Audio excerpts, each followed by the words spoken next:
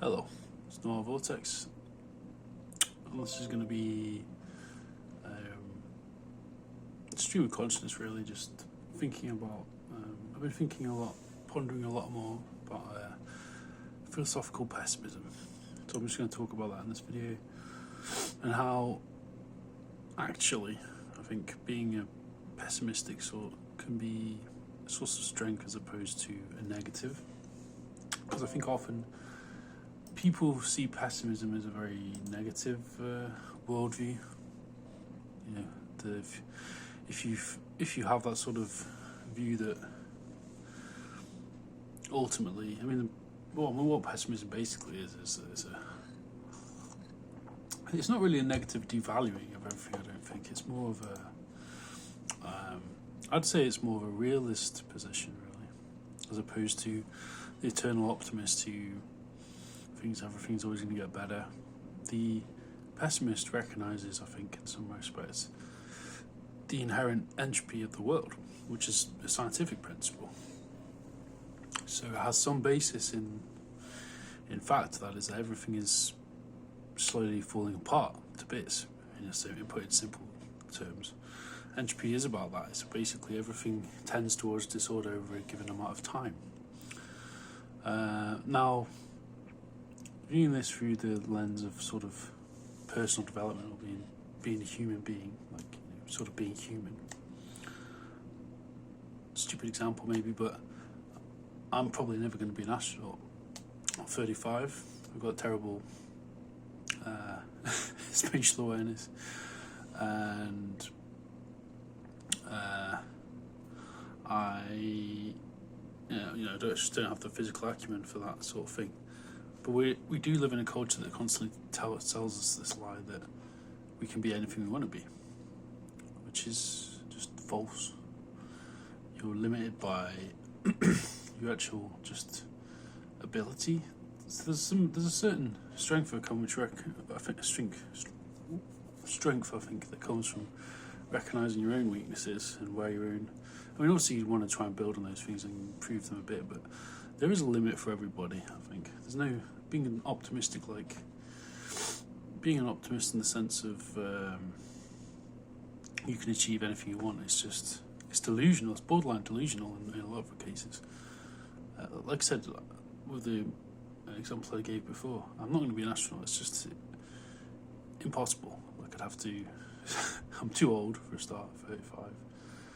I'd have to study astroengineering, I guess, to some advanced level now. So I'd be probably 38 at least by the time I finish my studies. I guess I could improve my physique, but I'm still going to be at the bottom of a pile, I guess, essentially.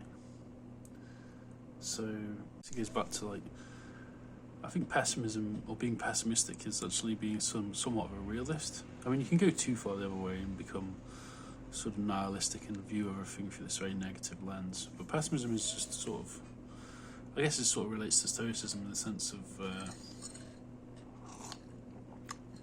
being able to weather the storms of life without getting too emotionally affected by that. So ultimately, I think pessimism can actually be positive, I guess, in some respects. This is an ongoing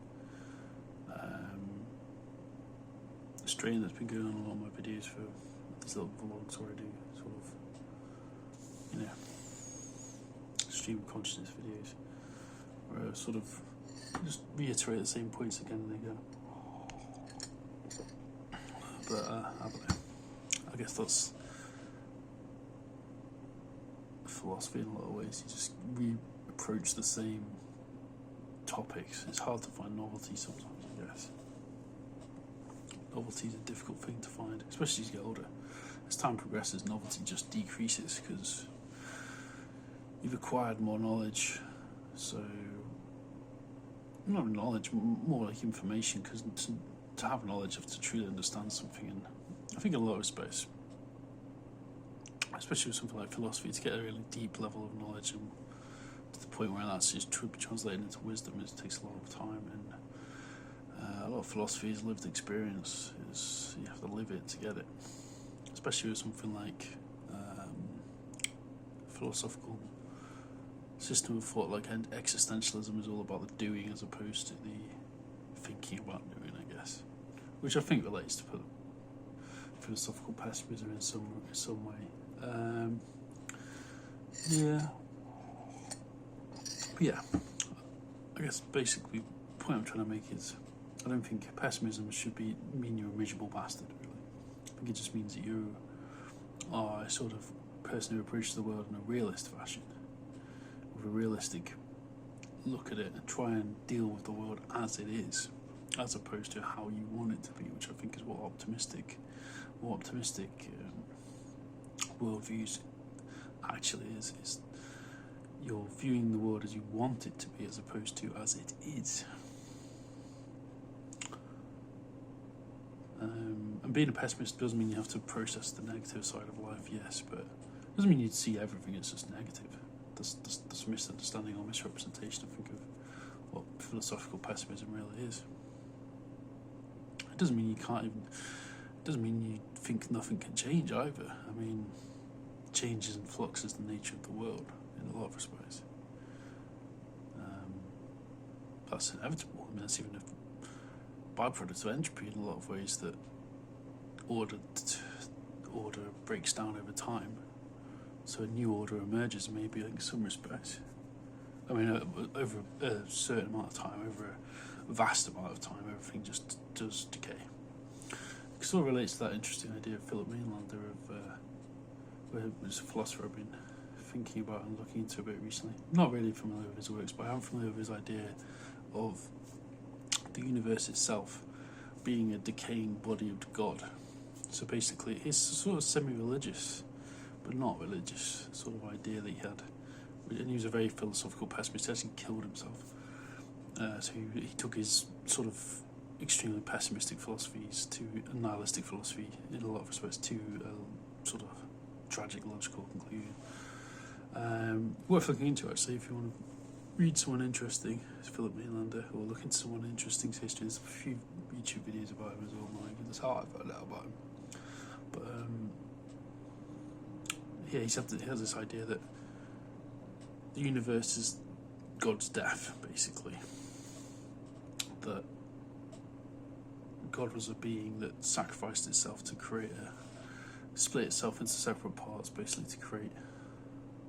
Which is an interesting idea. It's almost like a sort of unraveling of schizophrenic God or something, I don't know.